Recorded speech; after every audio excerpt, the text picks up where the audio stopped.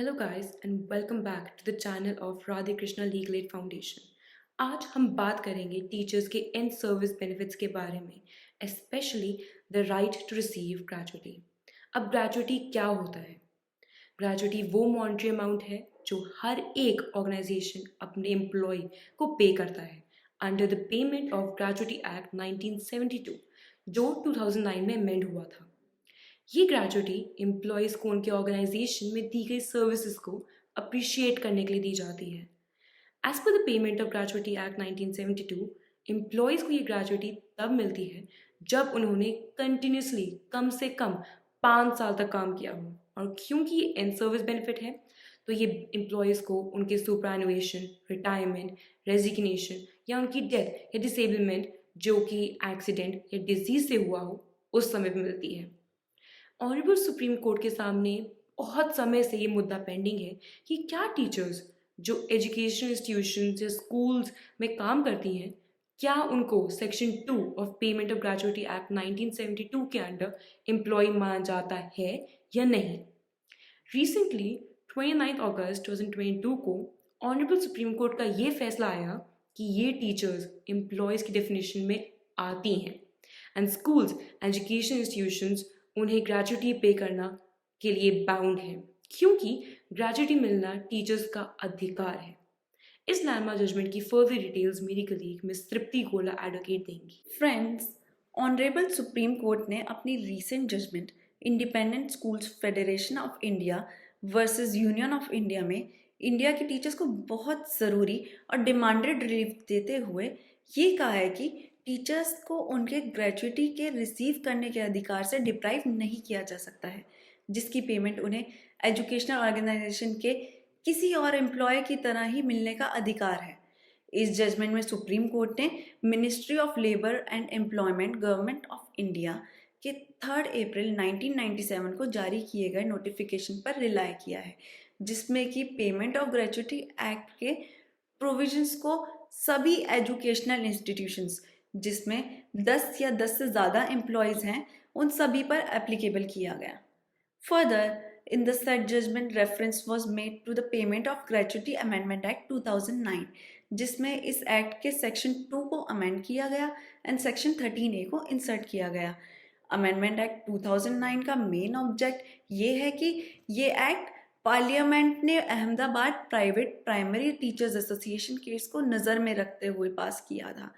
और amendment act 2009 teachers को जो बेनिफिट ऑफ ग्रेजुटी है वो रेट्रोस्पेक्टिव इफेक्ट से ग्रांट करता है, that is from the date of notification of 1997।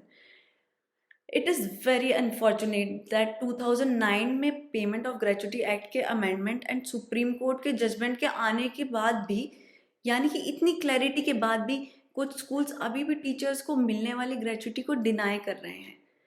And a similar case came to our organization seeking legal aid by a teacher जो कि दिल्ली के एक प्राइवेट स्कूल में एम्प्लॉयड थी और उनके रिज़ाइन करने के बाद उन्हें ग्रेजुटी की पेमेंट के लिए डिनाई कर दिया गया था।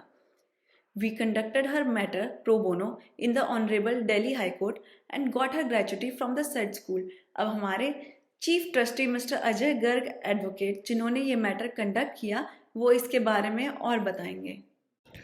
दोस्तों, अभी तक की चर्चा से आप लोगों को ये तो क्लियर हो गया होगा कि ग्रेच्युटी जो है वो एक इनडिफिजिबल राइट है एम्प्लॉय का, जिसमें टीचर भी आती हैं, और ये हमारे कानून के हिसाब से एक टीचर का अभिन्न अंग है ग्रेच्युटी मिलना। इसी वजह से ये देखकर बड़ा दुख होता है जब टीचर्स को उनके ग्रेच्युटी राइट्स स्कूल वाले डिनाई कर देते हैं या नहीं देते हैं या डिले कर देते हैं। ऐसा ही एक केस हमारे पास अभी रिसेंटली आया, जिसमें कि एक टीचर जिसने 27 साल अपने करियर के टीचिंग करियर के एक स्कूल, प्राइवेट माइनॉरिटी स्कूल जो दिल्ली में सिचुएटेड है, उसमें लगाए, और everything was going very fine. She was always appreciated for her work by the school. But जब उन्होंने रिज़ाइन किया मई 2021 में, उसके बाद उनको उनके ग्रेच्युटी राइट्स जो हैं वो नहीं मिले। स्कूल ने उनको वो ग्रेच्युटी राइट्स डिप्राइव कर दिए। उनका रेजिग्नेशन एक्सेप्ट भी कर लिया स्कूल ने, बट फिर भी उनको ग्रेच्युटी नहीं दी गई।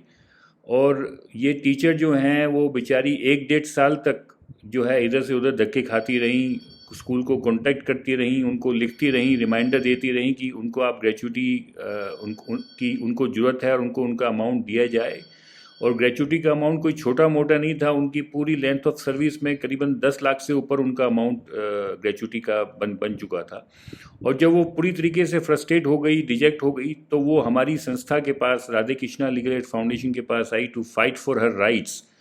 और हमारी फाउंडेशन ने उनका केस एक्सेप्ट किया और हमने एक लीगल नोटिस दिया स्कूल को और डायरेक्टर ऑफ एजुकेशन को कि ये ग्रेचुटी जो है वो टीचर को दिलवाई जाए, और अगर वो स्कूल वाले नहीं देते हैं तो स्कूल वालों के खिलाफ उनके खिलाफ एक्शन लिया जाए डेली स्कूल एजुकेशन एक्ट और रूल्स के अंदर। और जब ये लीगल नोटिस का भी उन पे कोई इफ़ेक्ट नहीं हुआ और स्कूल पे कोई एक्शन नहीं हुआ, तो हमारी फाउंडेशन ने एक writ petition under article 226 of the constitution of India file की ऑनरेबल दिल्ली हाई कोर्ट में, जिसमें हमने ये डायरेक्शन सीख की कि स्कूल को डायरेक्ट किया जाए कि वो immediately gratuity amount with interest जो है वो टीचर को पे करें जो पेटिशनर थी। और दूसरा कि इसमें स्कूल के खिलाफ भी एक्शन होना चाहिए, क्योंकि 1-1.5 साल तक वो अपने राइट्स के लिए लड़ती रहीं।